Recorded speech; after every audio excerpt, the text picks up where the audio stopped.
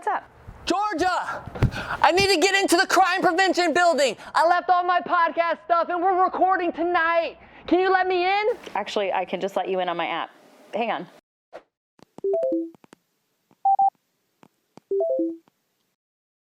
There you go. You can go on in. I love that she can let me in with the app. That is so cool. All right. Yes. Oh, yep. Thank you so much. You're the best. Since 1975, crime prevention has helped to protect homes, families, and businesses. Stay in touch with your business from anywhere with their app. View cameras, control your thermostat, even access control. Worry less and connect more with crime prevention. You are listening to WHOA Podcast, coming to you from Gainesville, Florida. Hello, everybody, and welcome to another episode of the WHOA GNV Podcast, the podcast bringing you businesses and individuals that make you go, whoa! I am your host, Colin Austin, and my co-host is Michael Dees. What is up, man? What's up, man? This is like the first episode of season 3, right? Dude, can you believe it? 105, This is right? episode, you guys, you're here for a very special episode. Oh, come on. Wow. Episode 105, start of year 3, baby. Can you believe it that we are starting year 3? Dude, that's wild. I mean, I know it's like year 3 plus a bunch of extra content because we did the coronavirus sessions. That was basically like a year's worth. But I only came in like episode like maybe 40-ish, so it's like, you know. Yeah. Well, are you excited, man? Year 3? I'm stoked. Season 3? Dude, I love this stuff. Let's go, I'm excited man. to get into it. Out of all the episodes that we've done, at least together since your time with me, like which one sticks out as like, man, that was the best episode? That's the magic question, right? So I'll always remember my first episode was with Ahmad Black. That was a great episode. Come on. He what did you say? Come on. Joel's like, come on. I love watching him as a gator, as a buck, and he was just a super down to earth guy. So I love that one. But yeah, some of the other ones. I mean, James DiVirgilio stuck out. John Spence stuck out. Dr. Joe Johnson recently. That was a really good one. I mean, there's been too many. There's been too many to pick a favorite. Yeah, too many to Today's pick a going to be favorite. the favorite. Today's going to be Today is the starting one. the new favorite. Let's Yeah. Well, I can't wait to get into it. But you guys, before we do, we absolutely have to thank our incredible sponsor. There are a handful of companies in Gainesville that are trusted hometown favorites. One of those is Crime Prevention Security Systems, you guys, or CPSS, as you see on the signs all over town. This family-owned and operated secure company was started back in 1975. Today, they are the local leader in securing families, homes, and businesses, and this is real security, you guys. Professionally installed and monitored, which is what you want when it comes to protecting those you love. The CPSS team is crazy passionate about what they do. It shows in the quality of their work, and it explains how they've earned the trust of thousands of your friends and neighbors that they proudly serve. Make sure to visit them online at cpss.net/whoa. Whoa. I always forget, I always tell everybody, go to cpss.net, but if you go to /whoa, there's like special stuff there. Ooh, special stuff. Special stuff. cpss.net/whoa. Crime Prevention Security Systems, thank you so much for your investment into us and for sponsoring our show and for your investment into the Gainesville community, more importantly. We really appreciate you guys. Thank you so much. That's right. You ready to get into Let's do it? Today on the show, we have Mike Patz and Joel Romulus, pastors at Greenhouse Church. Guys, welcome to our show. Thanks a lot, And then I man. messed it up. I said Romulus, it's Romulus, Joel Romulus. Joel Romulus, no problem. Glad to be here. See, I knew guys. I'd mess that. I told you guys, I always mess up last names. That's what I do. I'm famous for it. So you guys, welcome to our show, man. Thanks for having us. So we absolutely love to kind of dive into stories first. So Yeah. we really want to hear like your story, how you got to where you're at today. So you can just shuffle it back and Joel, forth. you kick it first. Joel, you want to go first? Sure, All I'll right, go man. first. Let's hear it. Awesome. So I am born and raised in Miami, Florida, to Haitian parents. My family migrated here in the early 80s as immigrants from Haiti to Miami. And my journey kind of got started where I grew up, my parents were loving parents, and they really nurtured and instilled in me faith. Faith was a big part of our homes. I joke around and say going to a Haitian church, it was an all-day affair. My mom would have us there to the crack of dawn, and that really laid the foundation for my life of belief in God. And I had my moments as an adolescent where I strayed away, kind of wanted to explore the world, did my own thing. And it was the faith of my mother, the prayers of my mother that brought me back to my faith and to my relationship with God. And so that kind of led me to really want to ponder and think like, man, what do I want to do with my life? What is it that I want to be remembered for, the legacy that I want to leave? And in my earlier years, I had a mentor and coaches that poured into me and really helped show me like, man, this is the path that you can go on. This is the legacy that you can leave. And they invested in me, encouraged me, loved me as their own. And so that really left an indelible mark on me in terms of like, you know what, I really want to serve people. Like I have a genuine desire to love and serve people. And so fast forward to where I am now, I just, man, my desire is to lead people, is to serve people, is to be a voice for the voiceless. Coming from my background, which is Haitian background, back in Haiti, there's a lot of poverty. My parents didn't have much. We didn't have much growing up. And so that led me to have a heart for the poor, a heart for the downcast, and to use whatever influence, power, leverage I have to help others. And so that's kind of what led me in the ministry. I'm currently now studying at Gordon Conwell Theological Seminary, finishing up school there to get my master's in divinity. And that's kind of a little bit about me, man. Cool. So what got you up to Gainesville? Yeah, so while I was down in Miami, I studied at Gordon Conwell, studied international business, and having this call, I was like, man, I have a desire, I have some entrepreneur dreams and desires and aspirations, but at the same time feeling called to ministry. And so I end up getting invited to Greenhouse by a good friend. There was a Greenhouse South Florida. So Serge, shout out to Serge, he invited me out there. And while I was out there, they was like, hey, you got to come up to the main campus. There's this breakthrough weekend. You're going to love it. You're going to enjoy it. And so I decided to come and check it out. And that was then I met Mike and Robbie. And that really was a impactful moment for me while I was up here. And so that led to me kind of thinking through like, man, Lord, if you really have it on, as a plan for me, I'd love to come up to Gainesville and partake in what they had as an internship. And so I end up coming up, doing the internship. That led me to joining staff. And so I've been a part now for going on 6 years, being a part of Greenhouse staff and serving people, which was my dream. You're also the chaplain for the Gator football team. So I am. This Nice. is the shepherd. This is the shepherd of the Gator football team. Yeah. I am. So yeah, that's another really cool, unique story. I played football all throughout high school and was, I would say, really good. I think I was a top 20 running back down in Miami. And in Miami, football is a religion. I mean, Gainesville, the Gators, it's a religion. But in Miami, just so you know, high school football has probably not just as much hype as Gator football, but it's right up there in terms of like fans and people getting involved. And so I was playing and I had a dream. I was like, Lord, I want to be the Tim Tebow. I want to serve you here and use my platform. And I end up my senior year having multiple concussions that caused me not to be able to play. I had a couple of Division I offers to go and play, and so I just decided to kind of hang that up.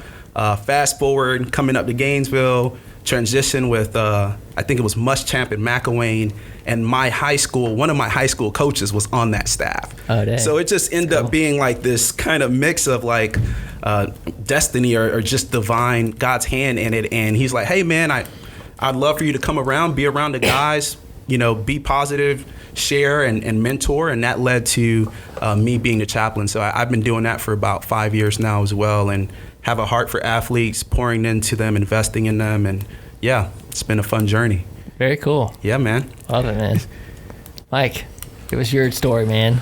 Yeah, man, I came up here to go to UF as well. I just came up as a normal run-of-the-mill student with quite a few friends from high school. And about 3 hours before a party on a Friday night, I had this encounter with God in the backyard of a church. And I skipped the party, went to that church that Sunday morning, and it's the only church I've ever been at ever since. And now I'm the pastor, so that's like the very short version of my story. That's a super short version. I feel like there's a lot of details missing. Yeah, no, there's been a lot of. I mean, obviously, I met my wife up here. I saw her. We now have 8 children. She's incredibly fruitful as a woman, and if I sneeze just about, she gets pregnant. And so that's why we've got so many children, and we've taken this whole church growth thing very seriously. If we're going to grow this church somehow, one way or the other, we're growing this thing naturally and supernaturally. I like to say I'm the super in his natural, or he's the super in my natural, whatever. So, yeah, man, I love it, and it's become a passion for me too. I think one of the things I appreciate about what you guys are doing is there's a real value on leadership, and I feel like if anyone's going to be good at leadership, it needs to be the people that have the values that are actually worth embracing. So really trying to reinforce and create culture creation is really important to me. And so I think some of the vision that I hear you guys doing on these podcasts, and I hear what you guys are trying to even do in Gainesville, saying, hey, let's have Gainesville have a vibe to it. Let there be a culture to what we're doing. So I'm pretty passionate about that, and I think we'll get into some of these things as it relates to justice and race and things along those lines as well. Yeah. Excited to dive into it. Before we do, though, so I have a question. I have a question that I've always wanted to ask people who lead a church. Okay. Do you know where I'm going with this? Yeah. Okay. Do we make out with our wives? Yes, we do. We do. We make out with our wives. The Bible actually says you need to rejoice in the body of your wife. That's what it says. Doesn't it say that? So it does. Anyone that's listening to this right now, just biblically speaking, you're supposed to lay your hands on your wife. Anyway, keep going. To my wife, Shannon, make sure you are listening. Exactly. I've always been fascinated with the business aspect of a church. Okay, so because I'm an entrepreneur. Yeah, this is what I do, business, right? So when as Christians, we're supposed to be, we're supposed to forgive, right? But when you really have to fire somebody, when somebody's really not doing a good job and you have to fire somebody, how many times do you forgive them before you actually just let them go? Yeah. You know what I mean? Absolutely, Mike. That's good. Is that, Mike, that's in Mike's core. I've never had to fire somebody. Have you had to fire somebody from the church? Who is listening to this right now? Who put you up to this question? No, right now? every question that I ask is genuine, genuine questions. So here's the thing, man. Here's the thing. So for us, this. Okay, I can only give you. This is the only church I've ever been at. So let me qualify this. I already told you.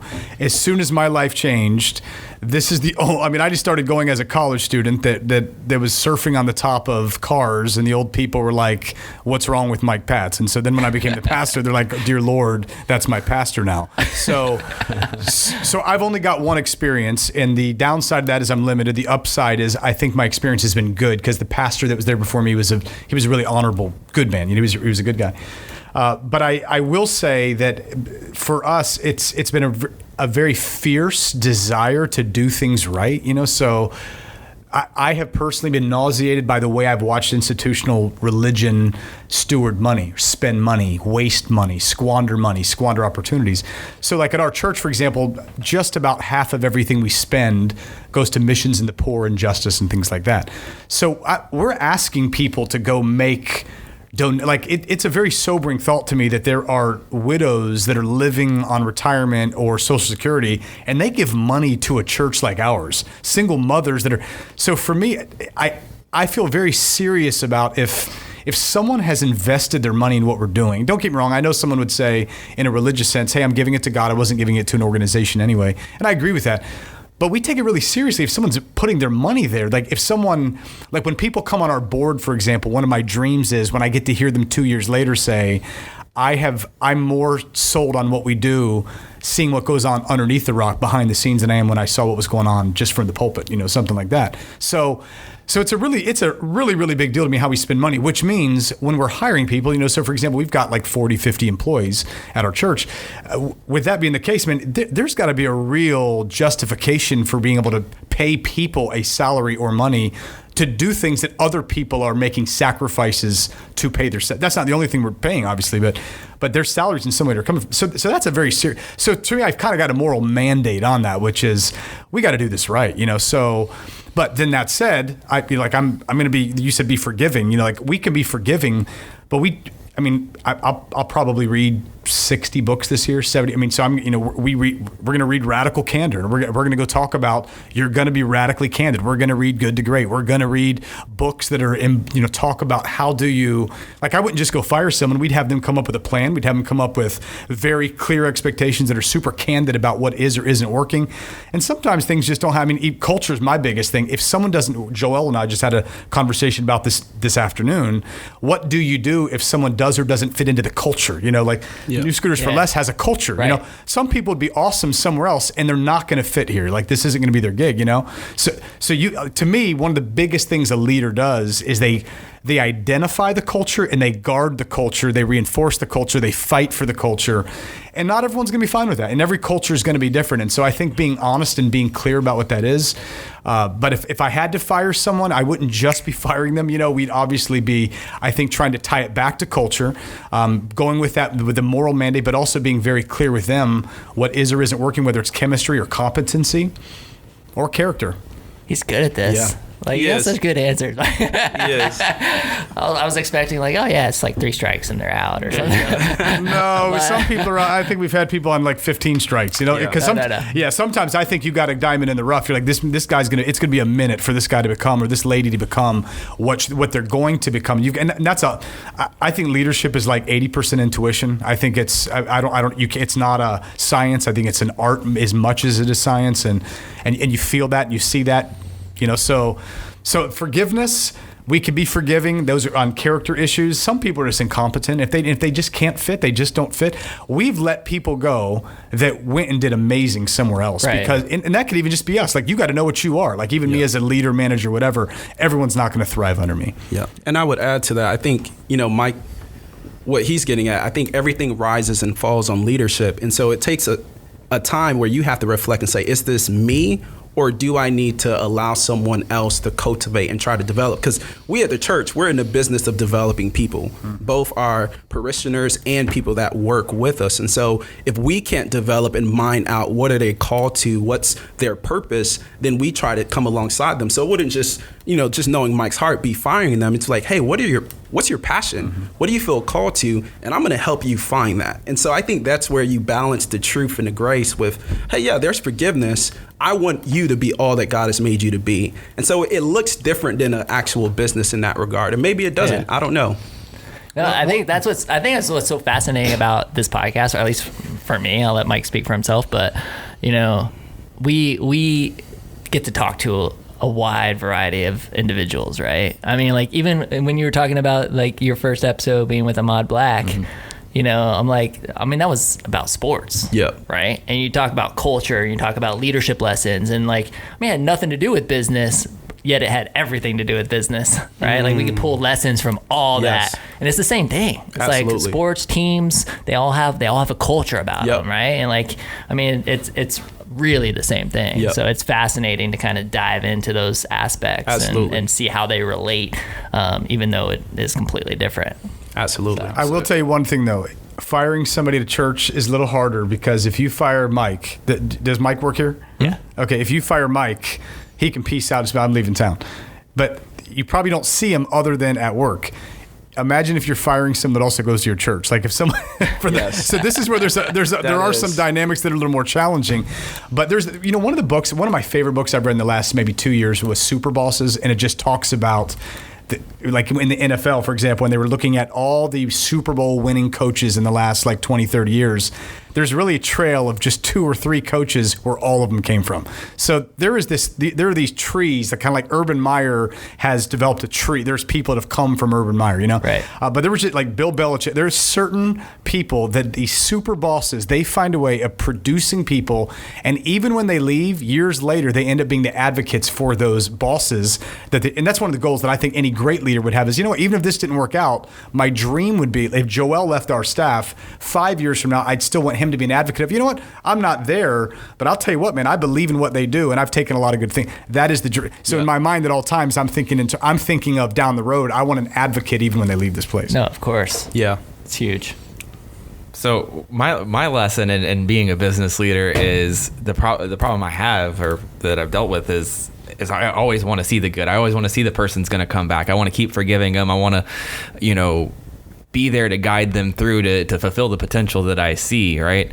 But sometimes you just got to know when to move on, and that's hard for me.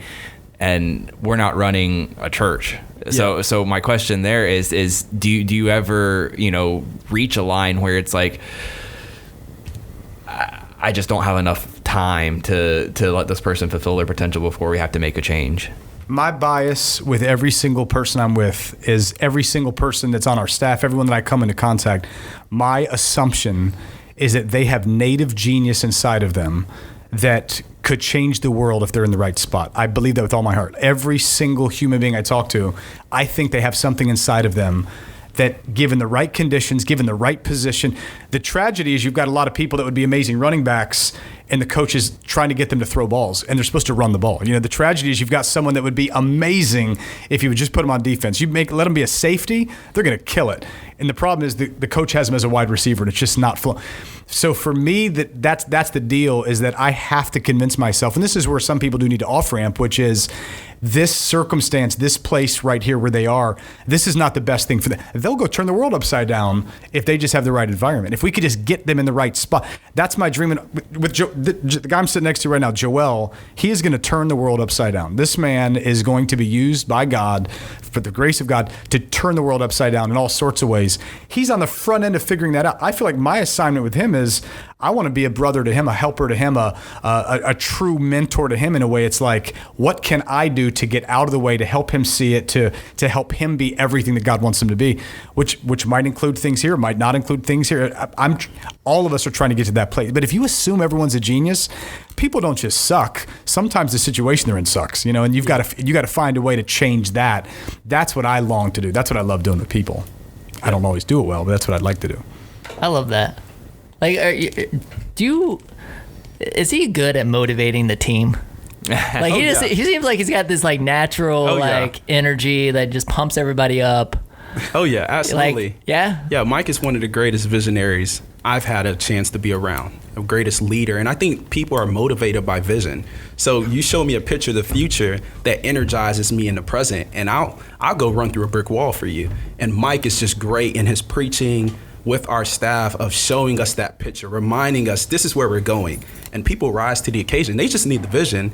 You give them the vision, they'll rise up. And Mike is just phenomenal at doing that. And do you, as a leader, do you feel that you have easier time motivating others than you do your team? And the reason I'm asking this is because this is something that's come up several times. Mike's heard me say it. I'm like, dude, I go around, I feel like I struggle to motivate my own team, but I can get on a stage in front of hundreds of people, and I can deliver a speech on a specific subject and have people coming to me at the end of the speech being like, oh my gosh, man, that was the greatest. Thank you so much. I absolutely loved it. I got so much from it. Like I get messages in my LinkedIn box. Oh my God, you absolutely changed my life. Blah, blah. Like I feel like I motivate everybody except my own team sometimes. and so we've kind of related it to maybe it's like a brotherly familiar, you're so familiar with Same that. thing happens with families, if your family's like, man, I wish you'd come motivate the kids, honey, that kind of thing. So there could be those dangers. Okay. I'll tell you this, man, and one of obviously this is a lot of business leaders. So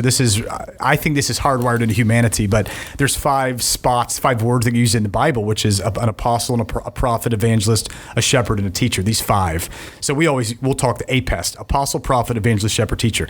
The reality is every organization would massively benefit from this paradigm, because apostles, they tend to be the entrepreneurs. They start things. Prophets, they tend to, they kind of see things, they can correct things, they can point things out. I almost keep thinking of it like the apostles are like a thumb. You can kind of, base things on them. Prophets are like fingers. They can point things out. Evangelists are like a middle finger, so they draw attention to things. They're like, hey, they recruit to the cause, and you've got a lot of recruiter in you as well. So I think with you, there's a lot of apostolic, and there's a lot of, you can get that attention there too. Shepherds are like the ring finger. Shepherds are like it's the humanizing element. It's when you're working for a shepherd, you feel cared for. You feel they've got buy-in with you. And then teachers, they're like almost like a little finger. It's like the little finger. They say things in a way it's small enough to get in your ear where you understand it. They can systematize things. Think about it. I mean, this is a Bible concept, but this is a concept that I think works in business, which is you need if a business has an entrepreneurial side, if it's got that prophetic side that can point things out, it recognizes timing and when do you strike while it's hot, how do you hit it here? When you've got enough of a drawing attention, you get stuff, when people know you care, and when you can actually systematize things to. So what I would probably say is what you're probably doing is banking a lot on your apostolic and evangelistic, but for a team to work, the team's going to have prophets, shepherds, teachers to bring when you've got all five, man, that's when it gets killer. That's good. So do you aim to embody all of those as a leader, or do you try to surround yourself with people that make up the whole? No, 100% surround yourself. Yeah, 100%. Yep. But the job of a leader, like my job, I mean, like even the way I staff, like on a regular basis, I'll ask the question, have we heard from all five positions? I think like a basketball team, there's 5 positions on a basketball team. If you only have 3, you're going to be deficient in something. No matter how great the entrepreneur is, no matter how great the evangelist is, if you don't have all 5, you are going to, even if you're going to have a hard time keeping people without shepherds, you're going to have a hard time keeping things efficient without teaching. You're going to have a hard, anyway. So what I would say is, for me, my job is not to have to be all 5 at all. My job is to make sure. Joel, for example, he's prophet teacher mostly. I think that's where he brings a lot to our team. But that's your job, my job. If you are a leader listening to this, I think your job is, I'm just telling you, you want some wisdom from the Bible? This is it. You get these 5 and you're gonna kill it. I mean, do you agree? Like, is there a test? Like, is there a test for this thing? Like that, like you were asking me before, like what your Enneagram. Like, is there like a test that like kind of labels like what am I? Yeah, it's kind of. I mean, you seem to like just know. You're like kind of pinpointing, like calling you're this and this, like. Yeah, it's kind of like the Enneagram.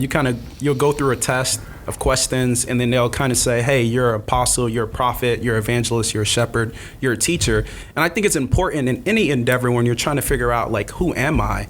The community affirms the giftings that you have. Okay. So some people it's like I have an affinity to sing, but if none of your friends think you can sing, you shouldn't go out and quit your day job, right? Don't do that. The community is going to affirm, hey man, I see this in you.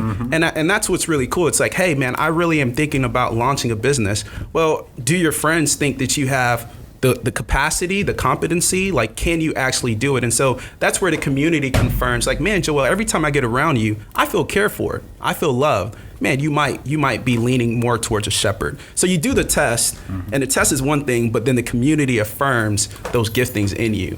And that helps give you clarity of like, hey, I'm going to focus on these 2 things, and then other people around me are going to come and meet where I'm deficient in.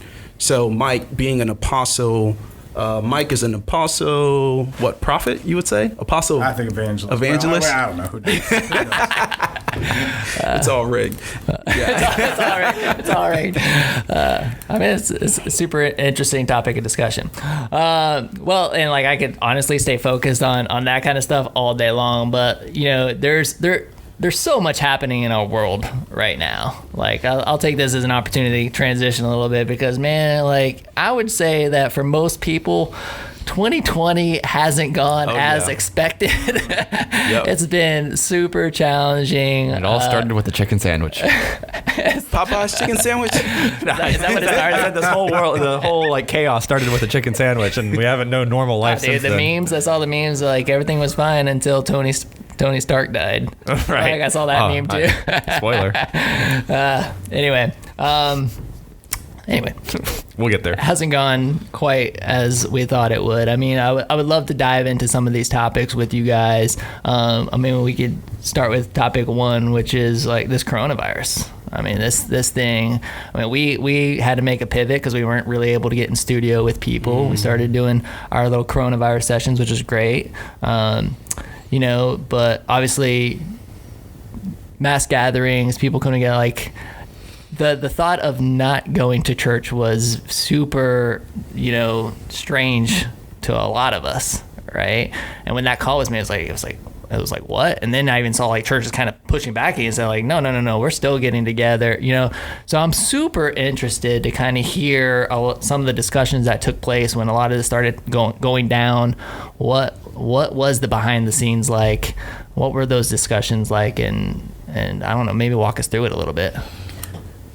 Yeah, man, this has been rough. This has been a hard situation. The bottom line for churches would be, we're going to prioritize the vulnerable. At least the churches should. So if someone's if someone's vulnerable, the way we have made the decision is that you've got to give preference to those who would be the most vulnerable. There's a biblical mandate to remember the poor, to remember the vulnerable, to remember the afflicted, to remember those that could be oppressed and would be more likely to be hit the hardest by COVID. So the way we've had to make decisions has been that. I would say the lens has been, what do we do that's going to be the most loving and protective and shepherding and responsive toward those that would be oppressed. And again, we're shooting blind because everyone's making their best guesses, coming from, CDC and everything else. But yeah, I mean, we pretty immediately made a decision that we couldn't meet, and you had to kind of let the chips fly where they would.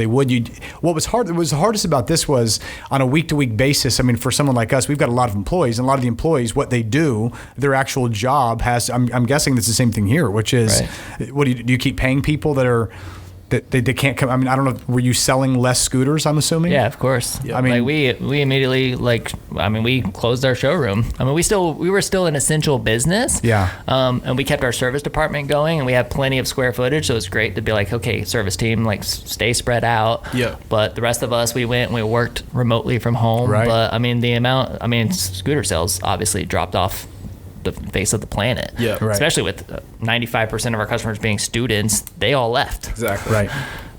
So yeah, it had big impact on us. So I don't know that it's that different from what businesses had to do, which was to look at the scenario. And the hardest part was it almost became like a week to week. At some point, you've got to say this is somewhat of the new normal. And that's where we finally ended up landing, which was, this is less like a little blip on the screen, and this might be more like an ice age. This might be a little bit more like a 1 to 2 year ice age. Like, if we're just being smart about this, that where there's going to be blizzards, and then it gets a little better, and then it might get way better, and then it might get bad again. And the only prudent thing to do was to say, okay, assuming that is the case, how would we navigate that? And so I don't know that I think we handled it incredibly well, because I think it was so hard on a week-to-week basis to try to scramble around to do what you can do. But the way we've made the decisions is what's going to be in the best interest of the most vulnerable. And I mean, a few weeks ago, things shifted because we've had a pretty conservative approach to meeting again. And to be honest with you, because I would listen to the voices of people that would say, listen, if people that are getting together and meeting, you're doing this because you've got the privilege of doing so, because maybe you're white, and white people are less likely to get hit by the coronavirus, or you're young, and young people are less likely. So I take that pretty seriously when people say things like, hey, you're making your decisions out of your privilege. I'll try to run that through that. So we took that a lot into consideration. A couple weeks ago, a bunch of us were marching downtown, and so at that point, I heard from a lot of people like, "Hey, I saw you marching with 3,000 people downtown at, Black Lives Matter's kind of rally." So, does that mean back church? Are we okay? Right. Can we have 200 people at church? You're getting those questions? Yeah. Oh heck yeah! No, big. I mean, the minute I got home, my phone was blowing up like, "Hey, I saw people putting you on Instagram. You were there." So I'm assuming if you could have 3,000 people there that are like 6 inches from you, you can have 6 feet away at church or something. So anyway. Yeah, it's so super interesting that you said that, because I've seen a lot of that discussion, a lot of people getting super upset that there's been these massive collections of people. They're like, oh, but can't go to church. Yeah. Like, you see that all over the internet. So it's, yeah. And the reality is, the church is not the building. Right. We are the church, and the scripture says where 2 or 3 gather in his name, there he is in the midst. And so he's about to preach. Get ready. I am about to preach. Here it comes. I am about to preach.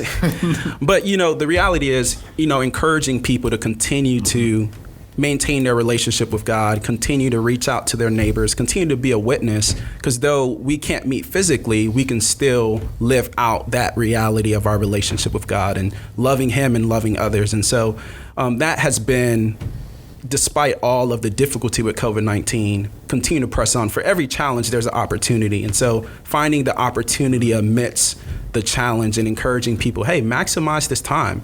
Do things with your family. Pray, have Bible studies. Like for me and my wife, man, we've grown so much closer and deeper through this time.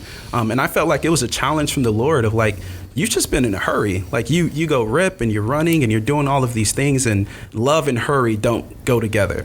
If you ever find yourself hurried, most likely you're not attentive, you're not as kind, you're not as gentle. And so it's honestly, it's been challenging on that front of trying to figure out all of these challenges from a leadership standpoint. But on the other end, relationally, I think people have had opportunities to go deeper in their relationships with their family and doing things along those lines. So opportunity present there as well. That's great. So I want to go a little bit deeper on some of that, because we had Sherman Merrick's on the podcast last week, and I asked him about, I said he's done a lot of stuff on Facebook Live, engaging about race matters, all this kind of stuff. And I asked him about, does he ever have to feel like he toes a line between, putting himself out there and how it might affect his brand and his business.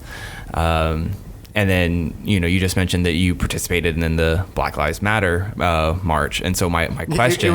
I don't know there was a Black Lives Matters march. Okay, fair. That was the most common sign. Right. Yes, fair. So, although I have no problem saying Black Lives Matters. I'm glad you clarify that, because I definitely don't want to, put words in anybody's mouth or anything. But so my question, though, is like,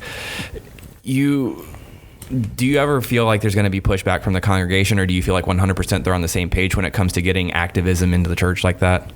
Or like being. No, they're absolutely not on the same page.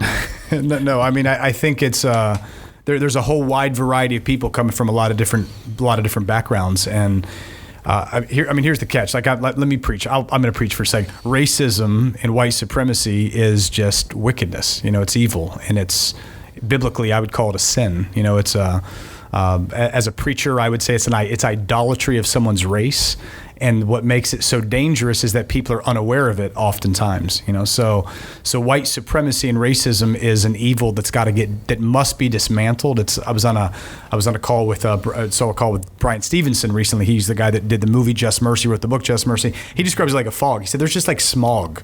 There's just like a smog of racism in America, and that's just true. And it's just got to it's got to be dismantled. It's a sin, it's just flat out sin. The challenge is, like as a preacher, what I am is I want people to have hope, man. Hey, whatever area in life you struggle with, whatever area you sit, because all of us blow it and all of us are fallen. I believe with all my heart, God helps people out of that. The challenging moment I see culturally that we're in right now is that racism is an absolute sin. It's oftentimes absolutely undetected, but it's also gotten to a dangerous point with like a powder keg where someone feels as if they were to say I'm a racist, they feel like that's the unpardonable sin. For the life of me, I cannot figure out why when people get interviewed, they're like, listen, I'm not a racist. If you were born in the United States of America, I assume that you struggle with racism. To it. I assume that you are prejudiced. I assume that there is implicit bias in you. How would there not be? I mean, every study I've ever read says that every single race it's same race bias. It's like you are going to be biased in favor of your race. So whoever the majority culture is, they're going to have advantages and privileges that others don't. Which again, I don't know. Cannot figure out why this is so hard to swallow that or accept that. But the challenging moment that I think we're in right now is I wish everyone would just go ahead and say, you know what? Like I'm married. Like I'm married. I got a precious wife, beautiful wife. I also get tempted by other beautiful women. So I'm trying to be faithful to my wife, but I have to, I can raise my hand and say, you know what? I struggle with lusting after other women. Like, that could be a struggle. I cannot figure out why it is so hard for the United States of America to raise our hand and just say, I struggle with racism. Because the minute we do that, I think there would be hope for people to say, oh, you admit you struggle. Well, now we can deal with it. So this is a long answer to your question, which is, is everyone that's on board? No. My dream is that everyone would at least be humble, though, because when you're humble, you can say, you know what? I struggle with this sin, just like someone else struggles with porn, just like someone else struggles with lies or greed or whatever. But as a community and hopefully as a culture, as a church specifically, as families, as cities, hopefully we could say, you know what we're going to do? We're going to make this a place where we're going to walk a journey together. We're going to get out of this darkness. You got to call it what it is. You cannot correct oppression or sins that you do not acknowledge, but you also cannot get out of them when people are so ashamed because they feel like it's an untouchable sin. So if you're even listening to this now, my encouragement to you would just be to say, you know what, like on our staff, man, I got to tell you, I absolutely would have to struggle with racism. I think every human I know struggles with racism. So let's help each other with it, just like we would anything else. Drop the mic. Right. Just love it. That was great. Yeah, I don't even want to follow Mike up on that. Yeah. I think it's helpful. I mean, like Joel. I mean, I'm speaking, from one vantage point. I mean, Joel's vantage point is much more personal. I mean, Joel. Let me just throw the ball at you. Yeah. Because part of the reason I've landed where I land now is because I actually have friends in my life that are. I've got. Friends that are doctors who are black that tell me when they've been pulled over by cops for a taillight out, a cop comes up with a gun in his face. Like that has not been my experience. First time I hear that. Joel, though, when I'm talking to Joel, when I'm talking to my friends, I've heard it enough times now to where I'm like, okay, we got to move on this. So Joel, I would just lob the thing to you right now. Because I think you talking firsthand helps a lot. Absolutely. Yeah. So kind of like I shared early on with my story, I grew up kind of in the inner city on the outskirts between the railroad tracks, where you had the good neighborhoods here and you had kind of the poorer neighborhoods here. And so I went to an inner city school, and I shared that, I believe every single person that's a minority or who's African American, I'm Afro-Caribbean, they have two experiences in their life. The day that they find out they're black and the day where they find out it's a problem. And for me, that happened early on when I was 12 years old, playing basketball in the inner city. And I would walk home to practice. My school was right there. I went to a school called Horseman Middle School, one of the baddest schools in Dade County at the time. And I would walk home, and I remember my friends and I walking home, 12, 13 years old, and hearing racial slurs called out to us because we were walking home from kind of the poorer neighborhood into the outskirts of the rich neighborhood. And I have memories of the cops coming by and harassing us. So my friend, as we're walking home, getting tased by the police officer for nothing but just walking home. Hey, we're just trying to get home. Like we do live in this neighborhood. We do live here. And I can share story from my brother and many other people. And police brutality, I think that's one area of systemic racism, but I think it's many others. And all of them contribute to a lot of the things we see in our society. And so one of the things that really dawned on me when I realized I was going to this inner city school, as I got older, I came to find out that schools are funded by property taxes. And so coming to realize, like, you have poorer schools in these areas that are funded by property taxes. So the properties in this area doesn't have great value. So this school doesn't get the resources, the extracurricular activities, the tutors, the things that you need in order to thrive. Well, on this side, the schools that have higher property values around them, they're getting all of these different resources. And so when I think about them, I'm like, man, who made that system? Like, why is it that on this side of town, I went to a school where many of my friends are in jail, many of my friends are in prison, many of my friends, I struggled, in terms of not having what I needed. And I think it was the grace of God sending me mentors and people in my life to help steer me and guide me. But when I look back as a young man, I'm like, oh, okay, so the anger that I had, all of these different things, to me, it was a system set up for me to fail. And so part of my heart, even now, in terms of mentoring at-risk youth and mentoring athletes, is to figure out how do we dismantle a system that was created. To me, it baffles my mind to think we have resources that is unequally distributed to this very day. And so when you talk about, you look and you do a cursory view through history, every civilization that's educated, crime goes down. But when you give a specific group of people, a community, poorer resources, you don't give them access to extracurricular activities, you don't give them the things that you need to thrive, and then you blame them and say, oh no, there's crime happening, there's black on black crime, where I'm like, well, can we give resources? Can we distribute that in a fair way so that they have a fair shot and opportunity to thrive and succeed? And so those are systemic issues that needs to be dismantled. And part of my heart, in light of George Floyd, in light of Ahmaud Arbery and Breonna Taylor and the many other unarmed black men, seeing that I came from that, I feel a call to give myself to that fully. And I'm doing that in part with mentoring some of these athletes who majority are African-American men who have same stories as me. I've heard it over and over, Joel, like, I was just trying to drive home. Officer came and pulled a gun out me. I was just trying to drive home, and he had me come out and harassed me. And again, not all police officers are bad. I mean, I have great friends that are police officers, which we love and respect. But yet again, there's a system that needs to be addressed. And I think you're remiss to ignore that, especially looking at the 400 years of our nation's history up to this point. So part of my heart and passion is to give myself in helping bring that change. How much of it has to do with the home life? You know, because one of the things that seems to be coming up pretty consistently is like the absence of a father. Yep. Right, and the impact that has. Yep. Because I totally agree with you on the schooling and Yep. and that kind of stuff.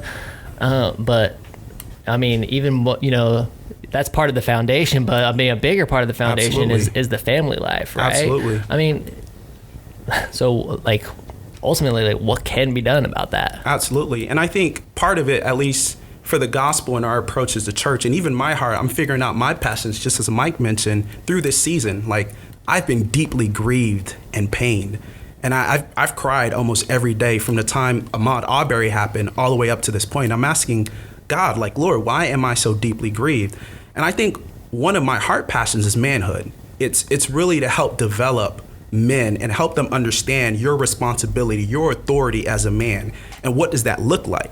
And so to answer your question, I think it has everything to do with what's going on and what's happening, particularly in the Black community. However, I think it's important to address the systemic issues. So on one hand, I think my approach would be to help empower Black men, to help pour into them, or men in general, and show them, listen, you have a responsibility to develop your family, to cultivate them for greatness. That is your responsibility. They're going to rise and fall on what you do. And so helping give them resources and modeling for them what that looks like, I think the onus is on the church, and I feel a call for that. But on the other end, if you understand, hey, you have young kids who haven't had resources, mentorship, education from the very beginning, we know you're molding a child. And so it started, those habits, hey, I didn't have extracurricular activities. I learned discipline through my coach. My dad left when I was 12, but discipline and hard work, I learned it through my basketball coach. He taught me that because we were able to push for funding and to be able to have a basketball program. But I learned that through him. So imagine all of these schools that don't have that. So you're almost behind the 8 ball when you're trying to develop men when they've experienced these realities in their community. They've experienced not having these resources, or they're experienced like, man, I'm gonna put you in jail for a crime like marijuana. And I mean, marijuana has its things, but do I care if my neighbor is smoking marijuana? Do they need to be locked up or in jail for that? I'm like, you know, all of these fathers that could have been there are not there. And I think in part it's due to some of the systemic issues that we have going on in our society. And so on one end, we need to emphasize family and manhood, but on the other end, we have to address these systems early on as they're developing. What's your opinion on the role of technology in all this? Because you think about, even when we were kids, you know, the level of technology has just, you know, I mean, it's grown exponentially, right? Mm-hmm. And I look at my kids. I mean, you got a lot of kids. How many kids you got? 8? We got 8. That's it. We got a whole team and 3 kids? reserves. You have kids? No, not kids. Okay. No kids yet. So, you know, like... So you have an average of 4 kids. We average 4 kids between the 2 of us. That's right. You know, I'm like... You know, obviously as a parent, I'm trying to monitor my kids on technology. Like, what are they seeing? You know, but man, they're so, you know, in tune with this stuff, right? They're grabbing it, they're getting on YouTube, and they're watching people play video games and all sorts of stuff. And like, I mean, heck, the other day I saw my kid was FaceTiming somebody through a device and playing a game with that same person. Wow. On the device. And like, I didn't even, to be honest, I wasn't even sure like, I know that you can do that with gaming systems, but I didn't even know they could face somebody on a phone and then be playing the same game as them. I don't know. Anyway, that's way beside the point. My thing is like the influence that this causes, right? The access to social media, and that, like, they're not getting their coaching, if you will, from a mentor, from a church, right? It's coming like through these devices a lot of the time. Yep. And it's super negative. It's like super bad. I mean, and this is we can go down this route in a second, but like, you know, I'm confused. Me personally, as a 38-year-old male, like, I'm confused. Is there unity right now, or is there division right now? Yeah. Like, you know, so I mean, what impact do you think that technology is playing in, you know, the development of our children? And maybe just like, maybe just your thoughts on that, like, and what can be done on it. Absolutely. Yeah. I think, you know, mentorship is huge and personal contact is huge. So whenever you have a society that's leaning more towards items and things instead of people, there's a dilemma there. There's a problem and an issue that's going to come out of that. And so I think with a lot of young people with the PlayStations, and then you have social media and interacting, and I think you can't replace that with personal contact and interaction with people. And so I think what we're going to see eventually is people are going to go to social media platforms and things like that to fill a void that only we can have through personal touch and through contact with one another. And so I think my heart cry, because I experienced it as an adolescent, that mentorship, that, hey, I'm going to guide you. I'm going to share my heart. You're going to feel my emotions, and we're going to disagree. We may not see eye to eye, but I want to mold you and form you for the real world. I don't know if you can get that just through social media. I mean, those are my thoughts on that. I don't know. Yeah, the danger that I'm seeing with social media, or with when you're talking about the online platforms, is, and right now you just said something. I'm like, I just want a pen to write down. I'm like, I'm going to use this on Sunday in my sermon. It's something you just said. So I'm going to have to write it down here in a second. But what's bothered me the most about the moment we're in is that I think things are always more complex than people want to make it. You know, so I think we long for simplicity, because when you can make something simple, you can justify a lot of things in your mind. You know, so when we're looking at our moment right now, for the most part, what I hear people doing is I hear people trying to get it down to the irreducible minimum. But they're not realizing not every number gets brought down to 2, you know, or 1. You know, like some things you get like, hey, you know, 1 times 2 is, you know, you can get it down to 2 or 1 or something. Like some numbers, you know, like there's some of these numbers that I forget what they are, but like prime 60. Numbers. What is it? It's a prime number. A prime number. You got like, there's some big prime numbers where it's like, you know what? There's actually a lot going on here. You know, so when you talk about like the moment we're in right now, I don't hear people throwing out nuanced understanding of complex issues. What I hear people doing is throwing people out altogether. So I'm not even going to mention their names, but someone will share a video on Facebook. Someone shares a video on social media. And a lot of times what you'll have is a person, and they're actually making 2 good points. They say 10 things, and they make 2 really, really good points. The problem is 8 of their points are just nuts, or 8 of them are racist, or 8 of them are kind of ridiculous, or 8 of them are whatever. And now what we do is we're actually going to throw out the whole video because, oh, you can't listen to that person. That person's a Marxist. You can't do that. Oh, that person's a socialist. Oh, this person's a racist. And let's face it, for some people, the moment you say that's a socialist, they're done. For some people, the moment you say, oh, that woman on Facebook, oh, she's a racist. You know, even if she's black, she's a racist. As soon as you say racist, now they're done. Like, you don't even hear anything that they're saying because they're socialists, because they're racist, because they're Marxist, because they're feminists, because they're, you know, whatever. And the reality is almost every problem, like as a pastor, when I'm dealing with people, usually their problems are it's a complex issue. It's multifaceted, you know? So when you're talking about, okay, what's going on in the inner cities, I'll tell you, I mean, part of, you got to take this back. I mean, you'd be on slave plantations, and when I hear people saying, like, you know, because people brought that up before, well, when are we going to address, like, I don't hear anyone talking about the family problem in the African-American community.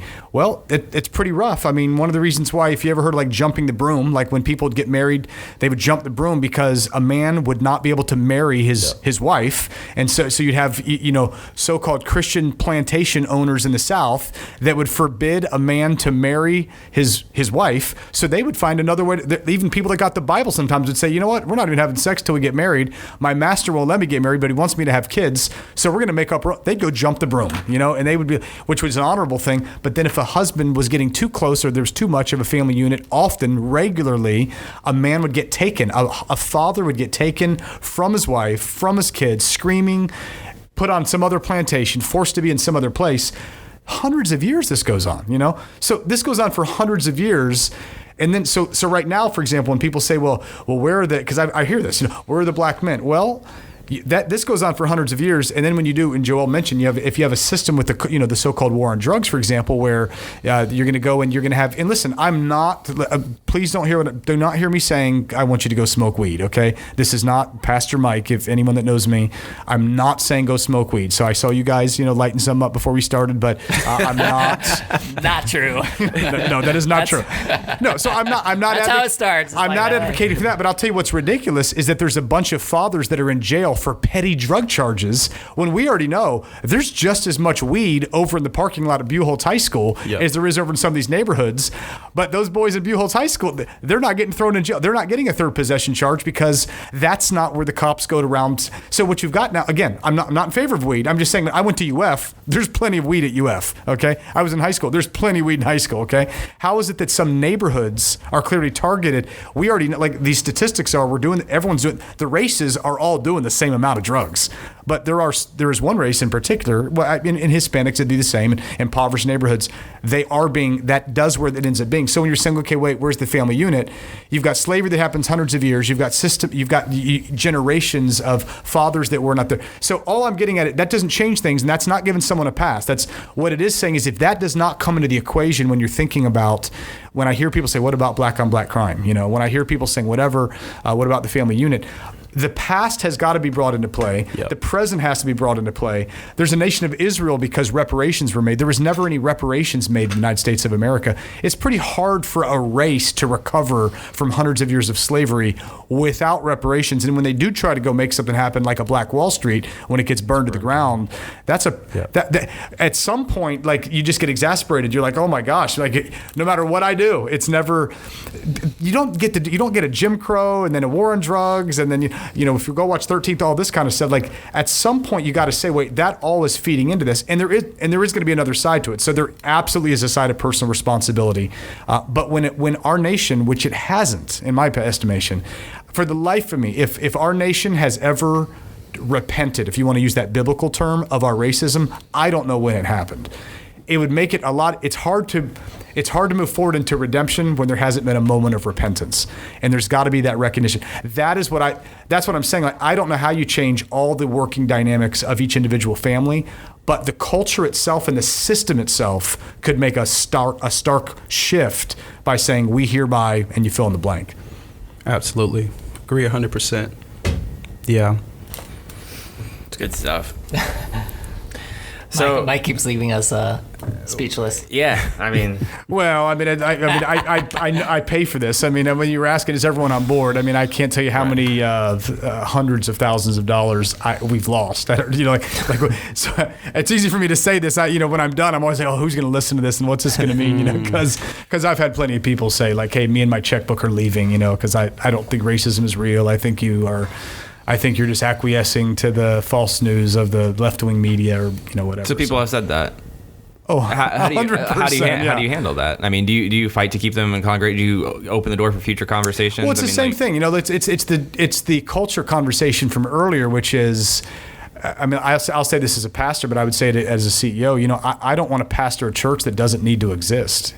So I don't want to lead an organization that doesn't need to exist. There's already 10,000 organizations that are complicit with racism. I always said to myself, if I was alive in the 50s, I want to believe I would have marched. If I was alive during, in the 1850s, I want to believe I would have been part of the Underground Railroad. And yet, when your moment comes, like, what are you going to do? Do you have the chops to step up and do something, or not? So it's like you've got one life to live. Like, do it right. Have the right. There's already 10,000 businesses out there. Whatever you've been called to do, and maybe your thing isn't this cause, but for us, this is part of our cause. And doing what is right, and having a culture that someone. I want to have a culture that I'd be willing to take a bullet for. I don't want to lead an organization I wouldn't take a bullet for. And this is one of those things. I'd rather have less people. I'd rather have less money. I'd rather have less whatever, and have the favor of God and be on the side of right. As opposed to when I look back, I'm embarrassed when I look back at churches in the 1950s, or when I look back at white culture. It embarrasses me that it took people getting hosed down on national television to have the president of the United States look and say, "Oh, turn it off." You know, that's what Martin Luther King didn't march just to make a statement. He marched to go get hosed down because he knew the only way to do this was he was going to have to lay his life down. You know, I just read a book on freedom riders, and that's what they did. They're like, "Yeah, we're gonna have to get the crap beat out of us to get anyone's attention because that's the only way you're going to get people." And right now, that's what I'm saying. Anyone that's listening now, if you have been on the fence on this, on the racial stuff, I'd beg you to go all the way over to the other side, because like this is a moment when we can undo some of the sins of our past right now. But people have to have the guts to step up and do it. Yeah, and I think, you know, it's very difficult because I feel there's just so much confusion, and I'll just say it's like coming from me, for example, like you know, I'm watching some of the things that are happening. Like, let's just take the rioting, for example. Like, dude, this is huge, you know? Like, I'm like, man, and I said it in a previous podcast too. I'm like, man, like I would not be happy if this business got burned down to the ground right now. Yeah. Right? Like I would be very upset about it. Right? But then I feel like people are like justifying that. Right? And maybe justify is not the right word. Like I can step back and be like, okay, like I understand that silent protests, you know, I'm going to counsel you to get insurance. Please get insurance on your building here, okay? It's the great advice that I was looking for. No, that is good advice though, everybody. But I mean, you can kind of see and understand like where it can be, like, because you know, as an entrepreneur, I'm like, man, like I poured my heart and soul into this community. Like I couldn't imagine this place getting burned down. Like it would it would really, really hurt me. Yeah. Right. And then I try to put myself in the shoes of somebody who's like, well, like this is why it's happening. And so I'm like, I mean, what are your thoughts on that? How do you guys, you know, look at a subject matter like the rioting? Because and then going deeper than that, you know, we look at races and I'm like, dude, like why? And we talked about it with Sherman last week. Is like why is this even like, why does it become a political issue? Why is this a left and a right issue? Like why? Like isn't this just right and wrong? Yeah. Right. And so because I keep telling him, and I said this last week, I'm like, dude, I don't want my podcast to become a political podcast because I'm not passionate about politics. Yep. Right. That's not why I started this podcast. But then it's like it becomes a political issue. Right. So I know that's a lot, but maybe you can discuss or shed some light on some of those things. I would say, so MLK has a quote. He says, riots take place because it's the voice of the unheard, right? And so when you look at what takes place, and Mike did a good job of kind of giving us a cursory view of some of the history of what has taken place in our nation. You have Colin Kaepernick, who took a knee during the national anthem as a peaceful protest, and many people were just furious that he did that. And it was his way of drawing attention to some of the things that were going on. But people did not respond. They didn't hear, they didn't listen. He was ostracized. He eventually lost his job. You go back to the 1950s and 60s with MLK, you know, nonviolent, birthed out of the church, following the way of Jesus, the way of forgiveness, peacefully saying, hey, there's a problem here. There's an issue that's taking place, and that wasn't heard. And then you can go all the way back. And so when you get to, you know, you get Ahmaud Arbery, you get Breonna Taylor and George Floyd, and the people have reached the point where we've been trying to tell you, hey, there's an issue happening. There's something going on. And I can be honest, man, I've grieved deeply, and I know the African-American community has grieved deeply over these losses. And so when you're grieving, sometimes you don't do things as rational. Like I come from a Haitian culture background. When we go to funerals, like there's times where as people are grieving, like you might throw yourself into a wall. Like you're grieving, you're feeling some pain that you're trying to like, man, how do I emote? How do I communicate this? And so when you see the rioting and the looting taking place, it's the voice of people saying, hey, do you see us? Do you see us? Like we've been knocking at this door. There's food that you have on the other side. And we're saying, hey, we're hungry. Can we come in and eat? You don't respond. And so we knock a little louder. Hey, can we come in? We want to eat. And I don't condone rioting because it's counterproductive. However, there's this reality of like, you couldn't step out of your world for for just a little bit and come and see, like, this is what we're facing. We need assistance. We need your help. And the result is you get the rioting, you get the looting, you get the anger, the frustration, when we could have constructively, hey, let's dialogue, let's figure out what we can do, let's put some things in place. But Colin Kaepernick, no one really got it. And you get, in 2016, I think it's Alton Sterling and Philando Castile that was killed, unarmed black men. And you get Ahmaud Arbery, Breonna Taylor, and George Floyd, and you just rip a Band-Aid and you see the maggots and all of that coming out because we just kept putting it under the rug. We failed to acknowledge the issue at hand. And so you get the rioting, you get the looting. But does it create more division than unity?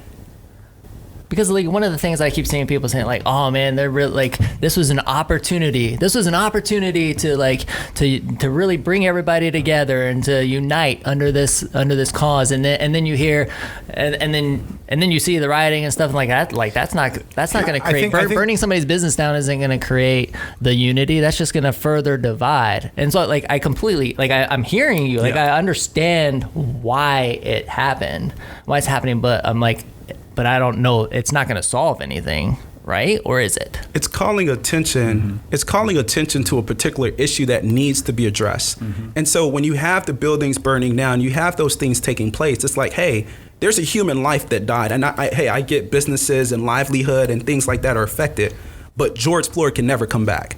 Like, you can hopefully rebuild a business, but George Floyd will never be there for his 5-year-old daughter. There's no insurance that's bringing him back. So we're calling attention to human lives they're indispensable. And so I think what is important to mention when you speak of unity, I've been married for 3.5 years, love my wife. When we get into arguments. I saw you get married. Yeah, you This did. is a happy man. This man got married. Listen, my wife is beautiful. They were waiting till they got married. This man was ready for that honeymoon. I was. COVID-19 has been good on that for that reason. Oh man. Was this pretty recent? Huh? No, we got married 3 years ago. Okay. Yeah. So, but I was going to say, when my wife and I, we kind of have a falling out or a spat or, a disagreement, and I'm wrong. In order for us to move forward, I have to acknowledge what I did was wrong. If I put that under the rug over, hey babe, like, man, I need you when you come home. I need you to, whatever it is, to do this. And I'm constantly offending her. I'm never addressing that. Eventually, there's going to be division. And that needs to be exposed. She has to expose whatever it is that I'm doing that's not pleasing to her. And until I acknowledge that, say, hey, babe, I'm sorry. We can't unite and move forward. There's going to be division. And I think to Mike's point, we've had a history of like, hey, there's a problem here. We're being oppressed. And it's never been fully acknowledged, addressed, and repented of. And so we don't have unity right now. And we're part of the church. Like, we're in the business of uniting people and helping people love each other and love God. But when the issue fails to be addressed, you have people take matters into their own hands and they go into the streets and riot and loot. And it's not right.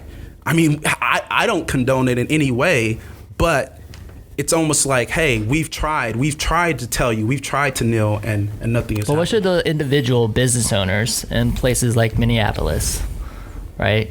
Yeah. Like, I mean, we have a personal friend, like, luckily his business wasn't burnt down to the ground, but Vespa Dealer in Minneapolis had the windows broken, had a couple things stolen, like, what should they be saying or doing? Like, I'm trying to put myself in the shoes of those that are rioting, and I'm trying to put myself in the shoes of my friend who owns a scooter dealership that just had all of his windows busted out.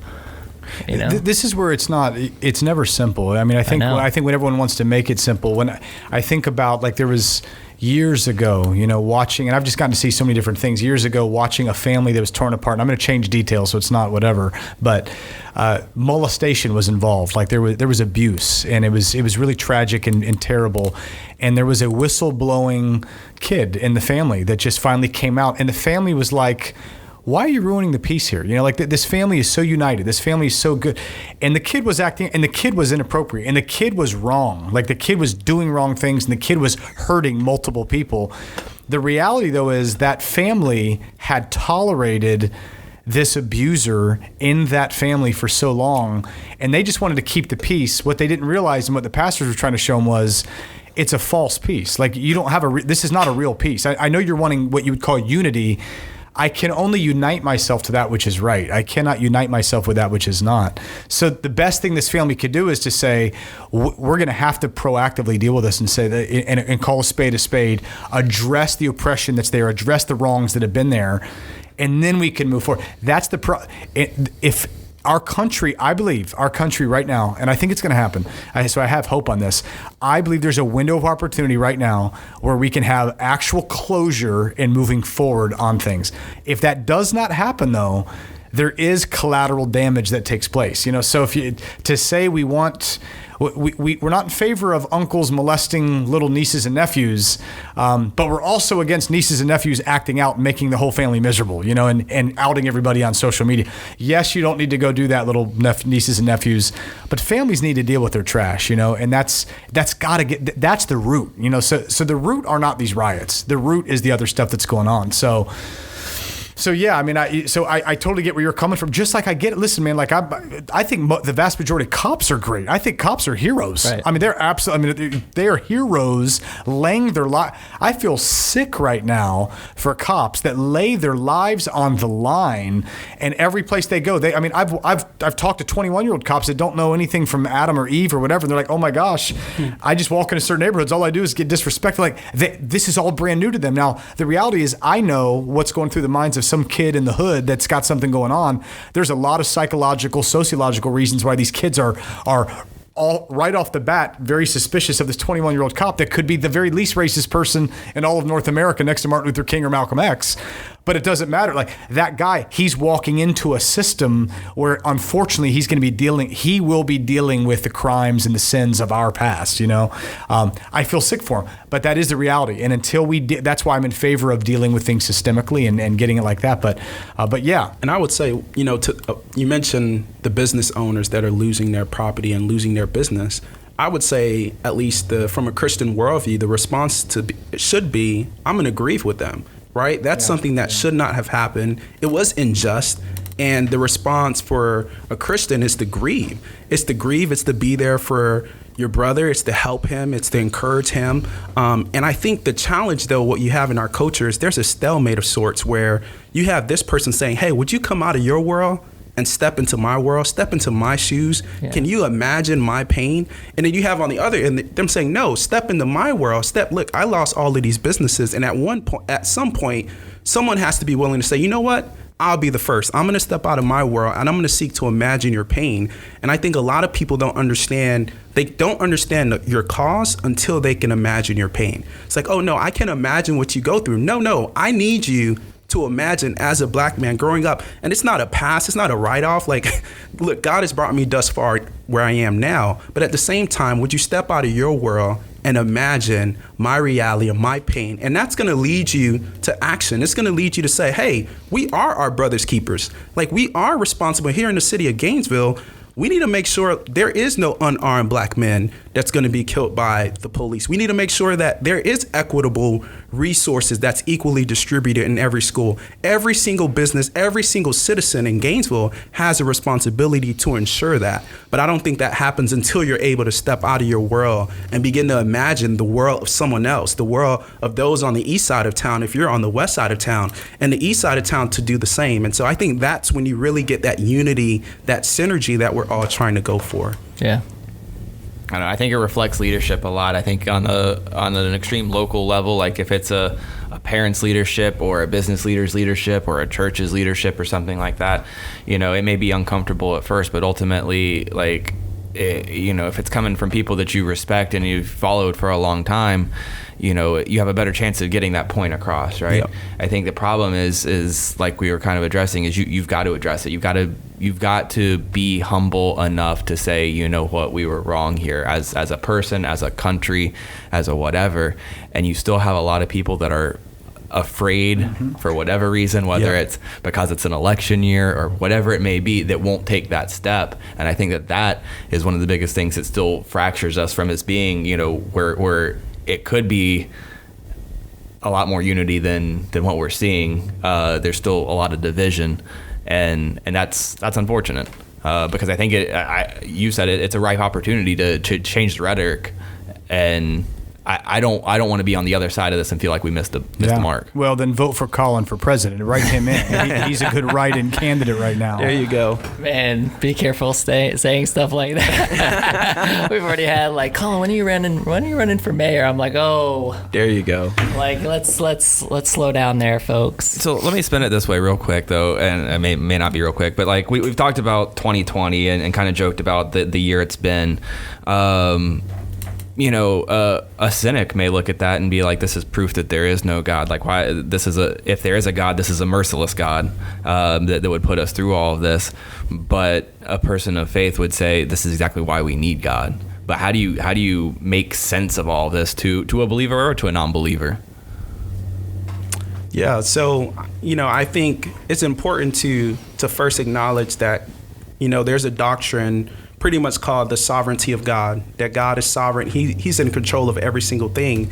And while at the same time he's in control of every single thing, he gives us free will. Like, we have the opportunity to choose. And the reason someone says, why does he give us free will? And I think it's important that the end goal for God is love. Like, you can't force someone to love. If I didn't have a choice to choose whether I would love God or love my wife, like, that's not love. I'm a robot in that manner. And so God is sovereign, which he's in control of every single thing, while at the same time we have freedom. We have responsibility to choose or not to choose. And so in light of that framework, when you look at what's taking place now with, for instance, COVID-19, or you look at what's happening in terms of the race that's going on, in part, it's not God kind of bringing about the evil that we see in our world. It's a part of our sinfulness. It's a part of the decisions and choices that we've made.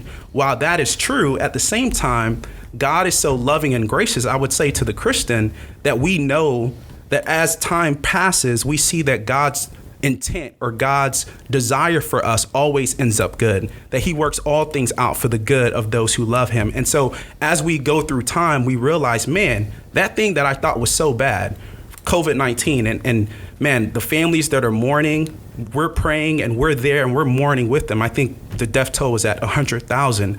And my dad right now is, he's sick. He's not feeling well. He has COVID-19 symptoms, and we're waiting for the results as well. And so it's hitting close to home. And yet and still, we know despite all of that, because of our faith in God though he's all powerful, we know that he's all loving, for the Christian at least. And the proof of that and what gives hope and resurgence of faith is the cross, is the reality that when we look at the cross and we look at what Jesus endured, who is God in the flesh, we see God being all powerful and in control, where at the same time we see the love that Christ displayed, that he was willing to go to the cross. And so for the Christian, I say our hope is rooted and grounded in that. For the unbeliever, my heart really encourages them, where I would ask the question, like, if God doesn't exist, what does it matter if COVID-19 takes all of these people? Like, if everything is random, if everything is happenstance, what matters if all of these things are taking place? Because there's no moral standard by which we're judging anything, because God is not there. To which I would ask, what's your hope ultimately? At the end of the day, what are you hoping in? What are you putting your faith in? What are you putting your trust in? And so I would encourage, my plea and my belief is that our belief in Christ helps us to actually mourn and go through suffering, because we know that at the end of the day, it's working and it's actually producing something for our good. So that's what I would share and encourage. I don't know how you endure these two pandemics, one dealing with race and the other in terms of COVID-19. How do you endure that without having belief that there's someone in control who loves you, who cares for you, who desires good towards you? And though you don't understand it now, like a little child, if they go to the doctor and they're shot with a vaccine, they can look at their parent and be like, man, that hurt. Why would you take me to go get, you led me here. You told me we were going to get ice cream. You led me to this doctor. You let him shoot me. Why are you doing this? But later on, as they get older and time passes, they're going to find out a COVID-19 is going to hit, and their parent led them to go get a vaccine that's going to save their lives. Likewise, for us who believe, we know that, yeah, we experience this pain and we don't fully get it. And God is omniscient and omnipotent. He's all knowing. He's all powerful. But as time passes, we're going to realize, man, he was doing it all for my good. And that's the faith and the hope that we can have when we look at the gospel. So I don't know if you would add anything to that, I was Mike. gonna say amen. Amen. You want to add anything? Wrap us up? I think I would just say on your question right there, man, if you were looking at this year, you're like, this just isn't right, man. That is not right, man. That ain't right. Like, I hear people say that all the time. I'm like, where did you get this notion of right? Like where did right and wrong come from? Like, I think that's a clue right there that you know something is up. Like, if there is no right definer or, judge, whatever. So I think that's a clue. If you've ever said, something like that, but yeah, I mean, I'm thrilled to be here today. It's an honor for us to be a part of this today. I mean, that's for sure. And I'm inspired by what you guys are doing, because it just feels like there's such a heart. And I know people that listen to this podcast, there's such a heart for, I think we want to be salt of the earth. I think people want, like, hey, let's go contribute to this community. I think Gainesville has a shot to be very unique. I mean, this is such an incredible community. I mean, I just think it's a beautiful vision, I think, that you have, and I think that a lot of the leaders and the business people in Gainesville have. I don't know. I just think it's a very, very cool opportunity that we have right now. If we can put, when you're asking about unity and division, if we will, like, I'm wearing a shirt right now that says, justice, mercy, and humility. And if we could pull that off, like if we could pull off the humility part with justice, doing things right, and being merciful, give each other a break, I think there's a ton of potential. Yeah. It's funny because I know that I'm growing right now, like because I'm very much asking, like, God, what are you trying to teach me in this? Like, what are you trying to show me right now? Yeah. Like 2020, it's going to be the year to remember, God. And I know that this is a great podcast. You know how I know? Because my leg won't stop trembling. But I'm so, like, I've been doing nothing but pushing myself outside of my comfort zone with conversations exactly like this one. Yep. I mean, I'll be like just super transparent. Like, I don't know what to say a lot of the times.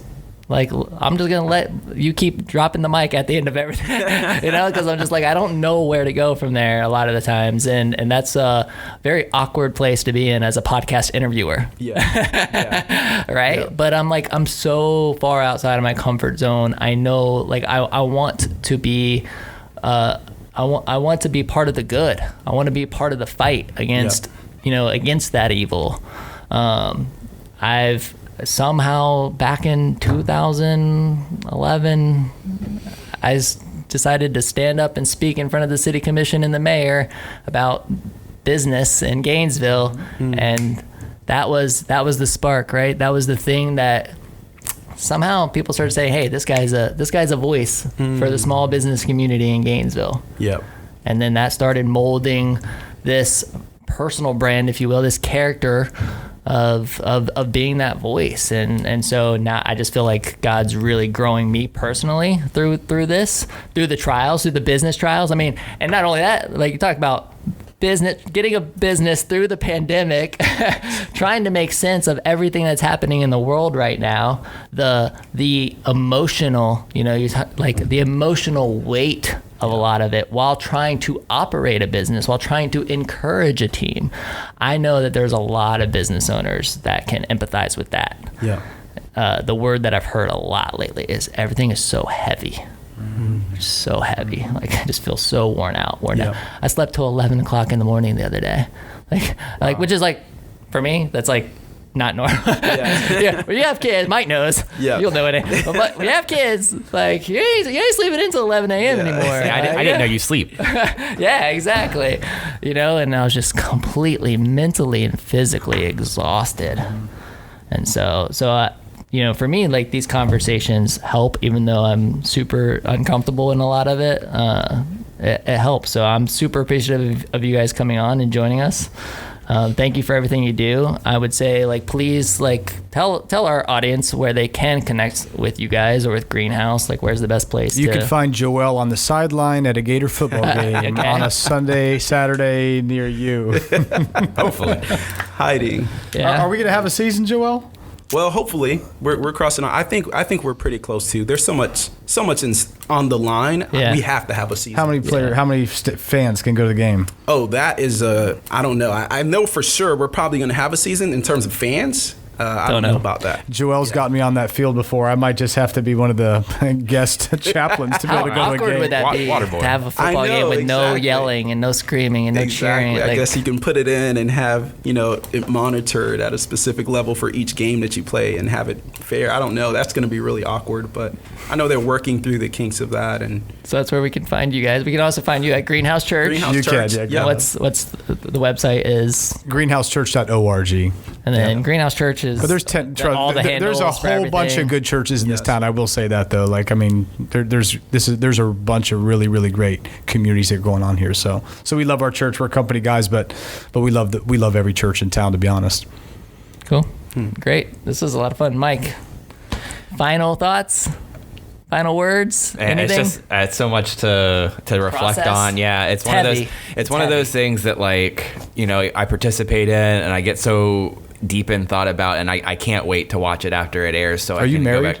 No, why? No, do you want us to find you a wife?